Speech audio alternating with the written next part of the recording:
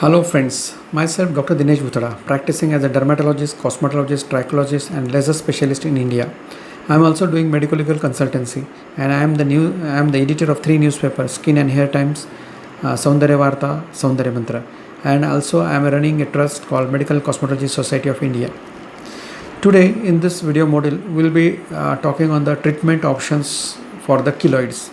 As all of you know that keloid is a tendency of a body to form the keloid. Whenever there is breach in the skin, then there may be chances of formation of keloid if a patient is having keloidal tendency. For this keloid there is no surgical treatment available. If we remove that keloid with the surgically, then there is a 50 to 100% chances of recurrence are there, and with the surgical removal we get the keloid recurrence very fast. So for the patient who is having the keloids, then we have to counsel him very properly regarding the keloids, what are the tendency of the keloids, what are the chances of recurrence of keloids, and how to live with the keloid. If he is having keloid, we can regress or suppress those keloids, and at the same time we have to teach him how to prevent the keloids. So the treatment option is, the first line of treatment is the intralesional steroids. Intralesional corticosteroid is the first line and the basic treatment for the keloids. It helps in the regression of the keloid. Many times this intralesional corticosteroids, Kenacort or triamcinolone, may be used along with the 5-fluorouracil, and this also gives very good results for the regression of the keloids. This intralesional injections of bleomycin also helps in the regression of the keloids. So intralesional corticosteroids, bleomycin, 5-fluorouracil are the options available for the keloid treatment.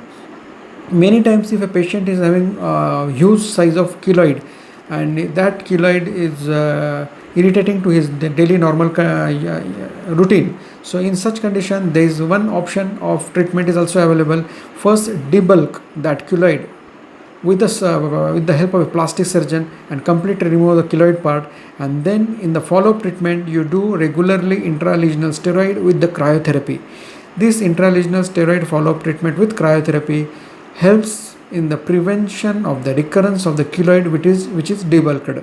And if the keloid is debulked or removed by the surgical method, and it is not done, if we have not done the follow-up treatment of cryotherapy and intralesional steroid, then there are full chances of recurrence of the cryotherapy. So to conclude, we have to understand the keloid.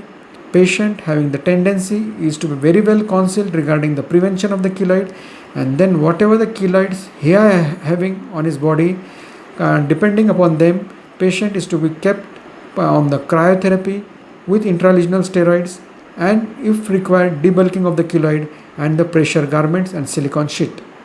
So with cryotherapy, silicone sheet, pressure garment and intralesional steroid, we can regress the keloid and we can also prevent the recurrence of the keloid. Thank you.